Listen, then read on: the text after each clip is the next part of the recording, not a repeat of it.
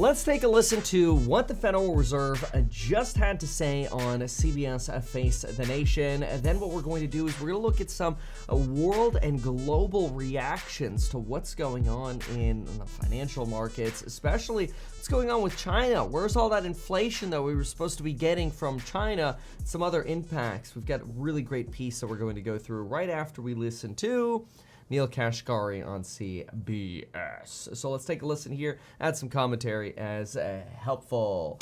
Here we go. And in New York with these failed banks doesn't exist elsewhere in the country. The banking system is resilient and it's sound. The banking system has a strong capital position and a lot of liquidity, and has the full support of the Federal Reserve and other regulators standing behind it. Now, I'm not saying that all of the stresses are behind us. I expect this process will take some time, but fundamentally, the banking system is sound.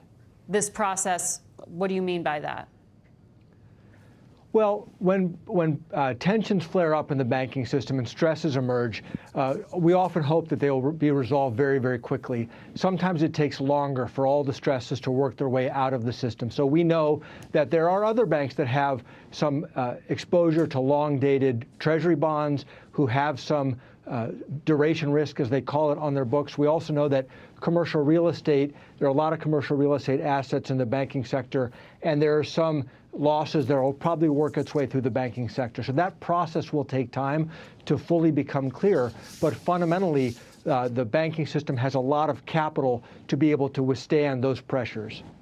One of the things I think is so great is that as Treasury yields have actually plummeted over the last few days here through the banking crisis, the value of bonds that banks are holding has actually gone up. So you're actually, by having a banking crisis, you're creating less risk of the furtherance of the banking crisis.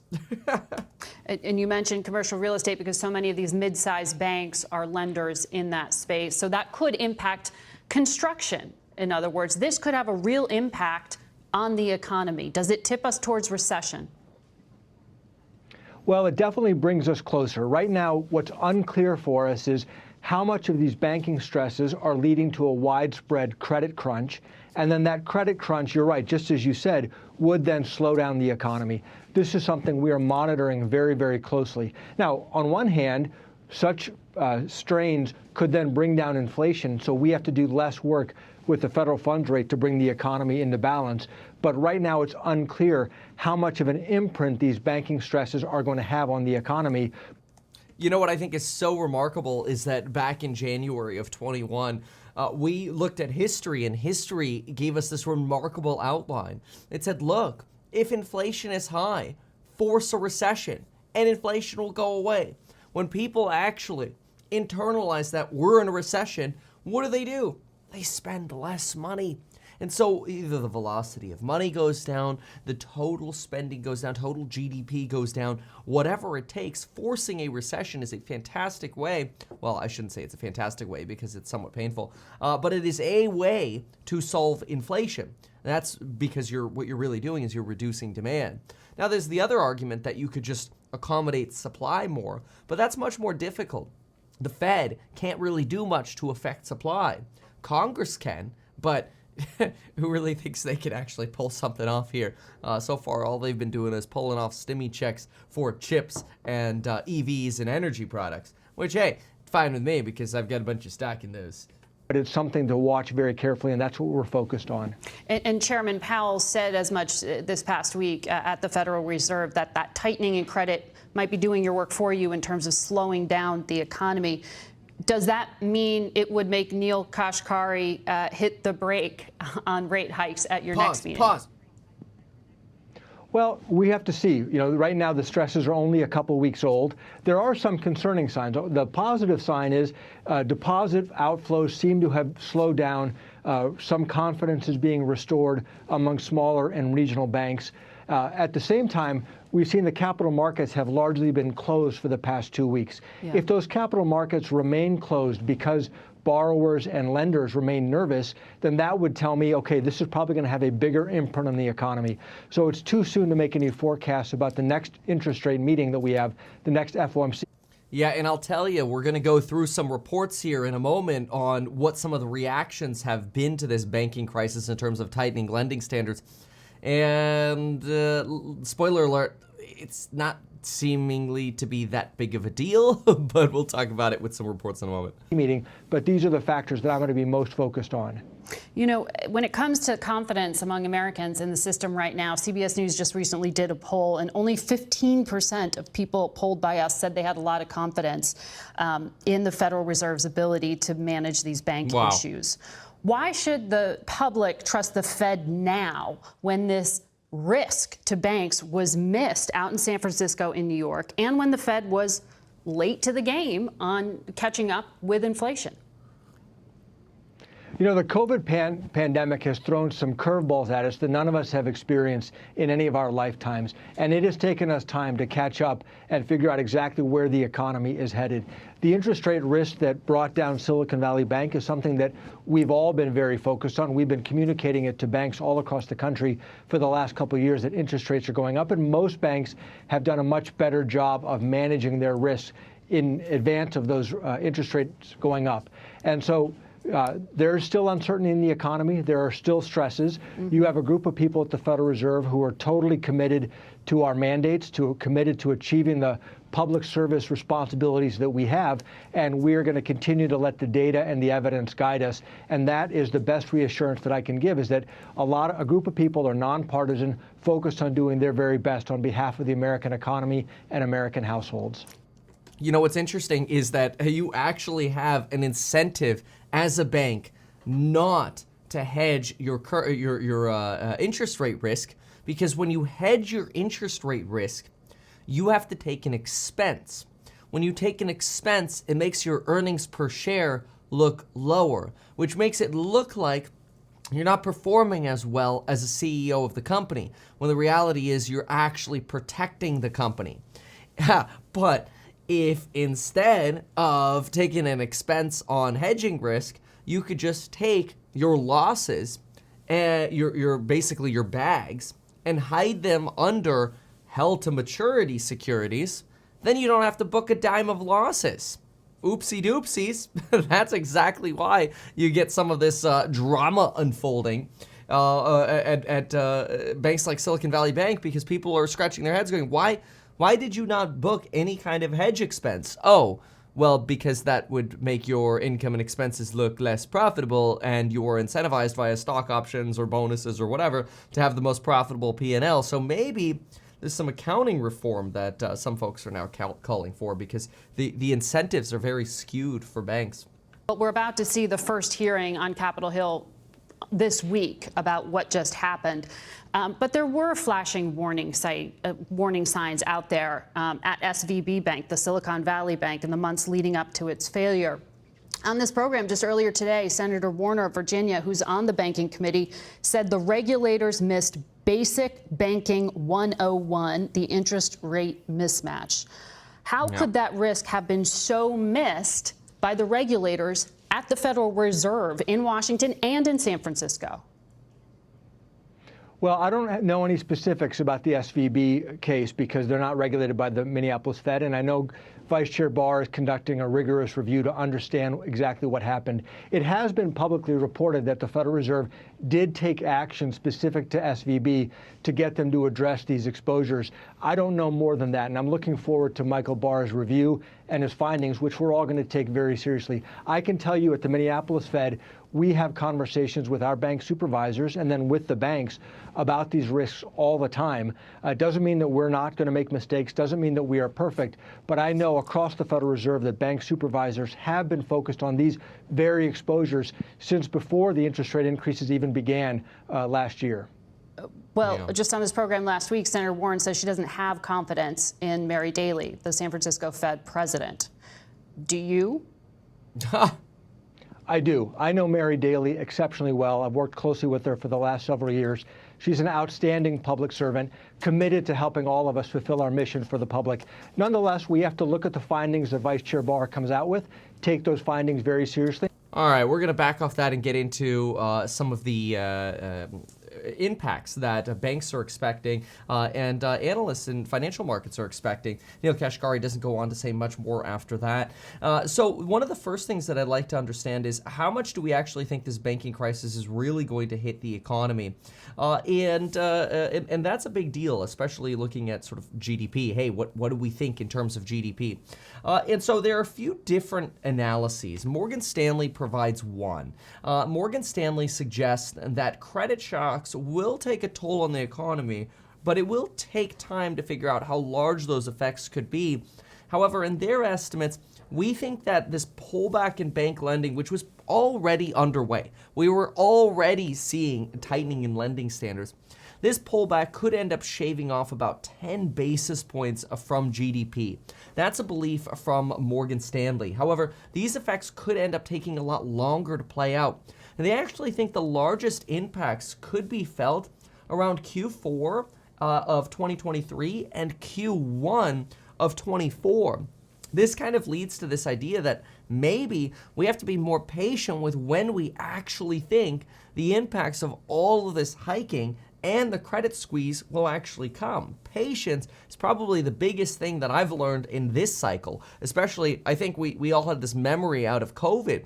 Or even how quickly bailouts were instituted in 2009. We had this more recent memory of quick actions from the Fed. Quick actions, you had the September crisis in 2008. By February of 2009, the Fed was running the money printer, right? In 2018, as soon as there was a slight sign of market stress, the Fed turns around, runs the money printer. COVID pandemic, it wasn't even a matter of a few months. It was a matter of a few weeks before they started running the money printer. So this idea of the Fed U-turning is taking a lot longer because of the inflation that we're seeing now, which hopefully ends up proving to be, dare I say the word, transitory. But take a look at Goldman here. Goldman also gives a projection a little bit further out. Goldman suggests that we could see tighter credit reduce GDP by around 0.4%. That's about 4 times as much of the impact that Morgan Stanley thinks. But you could kind of make sort of a range here and suggest that it looks like analysts are thinking somewhere between 0.1 to about 0.4 to the negative on GDP is what we might expect from tightness here as a result of these banking failures. But anyway, they suggest that we're probably looking at seeing this hit somewhere around the fourth quarter. So again, another analysis where maybe that hit just doesn't come as quickly as we think, and it's unclear, obviously, how much that hit will be. Bank of America talks about funding risks as well, a little bit of that credit squeeze. They do talk about some of the stabilization that we're seeing in banking since then, but also Bank of America thinking somewhere around a 25 basis point hit to GDP when it comes to credit tightening. So when you combine all three of these, Morgan Stanley, Goldman Sachs, Bank of America, clearly the hit to GDP is probably going to be somewhere between 0.1 to about 0.4. Now, what's crazy about that is if we actually look at the summary of economic projections that the Fed just gave us, they just lowered their forecast for GDP from 0.5 to 0.4. Now, the fascinating part about that kind of hit is taking us to 0.4. If we end up getting hit with a 0.4 reduction like Goldman Sachs estimates, well, then oopsie doopsie, you might be right there at 0 or even slightly negative, and that's where that recession is. So recession timer is still looking like Q3 to Q1 in that range. This certainly does, as Neil Kashkari said it, push us closer to that. And you can see when you look at the data, Fed thinks we're at a 0.4 GDP is how we end the year. Morgan Stanley, Bank of America, Goldman, all together think we're going to have a hit of somewhere between 0.1 to 0.4% because of the banking crisis. We're knocking on the door of recession. Could we be flat? Hey, taking flat is actually okay. In a weird way, if you're flat and not negative, you're not in a recessionary environment. So that'll be quite fascinating to see play out. But look, I think this is leading a lot of people to call for the Fed to pause by May. That's the next time we actually see from or hear from the Fed. And so we could look at rate monitors to see what expectations are now. But no, going into May, these are where estimates are likely to be quite fluid for a while. For example, you've got one economist suggesting, hey, this is. Let me see. Where did I write his name? I just have his citation over here. I wanted to reference him by name. I lost his citation. Anyway, while I look for it, he's talking about how important it is for the Fed to actually pause. Here it is. It's UniCredit. An analyst over at UniCredit says the Fed should definitely pause by May to make sure we have plenty of time to play out the implications of this credit tightening from the banking sector. Now, if we look at the Fed rate monitor, it looks like we have a 38% likelihood of getting another 25 BP hike and a 62% likelihood of a pause right now, which pausing right now would somewhat align with what Jerome Powell hinted in the last press conference, where they had even started to talk about the idea of a pause. It's the first time Jerome Powell has ever mentioned a pause in this tightening cycle, and that was talked about at the last meeting. It was talked about at the last press conference, and it's actually now more priced into markets than not. Obviously, markets are pricing in cuts by the end of the year of around 100 basis points. The Fed says we're not pricing in any of those sorts of cuts. And that's likely because if the Fed starts talking about cuts, then people might start spending, stocks might start taking off, financial conditions might loosen, and they could basically hurt the status quo where we are now. In other words, if the status quo stays stable right now, everything stays status quo right now, everything stays stable, then potentially inflation goes away. But if the Fed says, we're going to the moon, boys and girls, then that could have the opposite effect and actually re-aggravate inflation. So I think those are some of the concerns the Federal Reserve is playing with right now to somewhat manipulate, potentially, what's happening in markets. Now, we do have catalysts that we want to pay attention to this week as well. There are quite a few, specifically the Fed's preferred inflation gauge, PCE. Before I talk about the Fed's preferred inflation gauge, it's worth noting we do have earnings coming up this week as well. Carnival Cruise Lines this morning, Walgreens tomorrow morning with Lovesac, Dave & Buster's shift Lulu after the bell tomorrow. That's Tuesday. Restoration Hardware Wednesday after the bell. And on Thursday, we'll get BlackBerry and Canoo. We do have quite a few data points coming out as well. Let's take a look at Barclays. They give us a nice little sum up here of the various different catalysts that we're going to be looking for. So today we'll have Fed Governor Jefferson, a new FOMC voter, discussing monetary policy at an event at 5 p.m. Eastern. That's after the market closes. We'll have wholesale inventories coming out on Tuesday. You can see the projections right here. The forecast is for a growth of inventories of 0.1%. Advanced trade, these are tomorrow's catalysts here. FHFA, Federal Housing Administration over here. Numbers, we'll get those tomorrow. Case-Shiller, 20 city index for housing prices. Expected to actually come in at negative 0.6% year over year. So your first slight negative on the S&P Case-Shiller here, starting to get that year over year lapping. Keep in mind, even though Treasury yields have followed, mortgage rates have been pretty stable, mostly because risk spreads have widened on mortgages, probably because banks are dumping MBSs to try to increase their liquidity positions. Anyway, pending home sales Wednesday. Thursday, we'll get real GDP. The expectation is about 2.6% for GDP. We'll get initial jobless claims, looking for 195. Barkin will speak at an event on Thursday at 12:45 at the same time as Collins, a non-voter, will give a speech. So we'll get a voter and non-voter on Thursday. It's a little bit of Fed speak here. And then here's the important set. And this is Friday. We'll be covering this live when the data comes out. But we'll be getting the personal consumption expenditures read on inflation. That read is expected to come in at 0.3%. That is the Barclays forecast. The consensus, though, is 0.4%. And the latest report was actually 0.6. So we'll hopefully see some softening over here in PCE.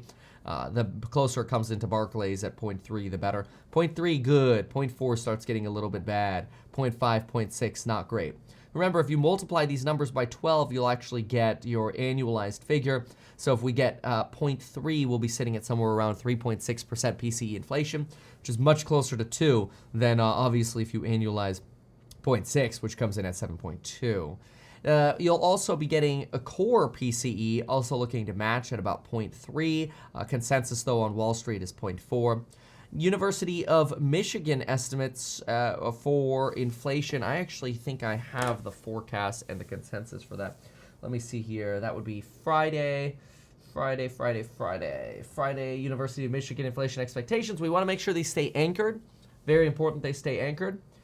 We do not want any kind of runaway of inflation expectations. And the forecast for the 31st is 1-year inflation expectations, 3.8%. That's stable with the prior read. And the forecast is 2.8% stable with the prior read for the 1 year out. Or sorry, that's the 5 to 10 year inflation expectation. So we could fill these in right here. Actually, the forecast matches the latest here, which is 3.8 and 2.8 for their forecast and consensus here. So then we'll have some more Fed speak as well. Look at all this Fed speak we get this week. I mean, a lot of different Fed speak. Again, let's just highlight the Fed speak here. So you've got Fed speak at 5 p.m. today. Fed Governor Jefferson, FOMC voter, new guy. We've got Barr, an FOMC voter here, testifying before the House Financial Services Committee on Friday. This should actually be really interesting because Barr is doing the investigation into the banking drama, so we'll be able to get some banking updates over here. Williams, at 3 p.m. on Friday, the market will still be open then. Right at close, we'll get a Waller speaking at a conference, and then Cook speaking after the close on Friday as well for more of a dinner event. So this gives you a little bit of an update on sort of where the Fed's head is. Obviously, the Fed's head is likely to be in wait-and-see mode. We don't actually get another Fed catalyst until the May event, which is May 3rd. Now, interestingly, that'll be right between 2 CPI releases.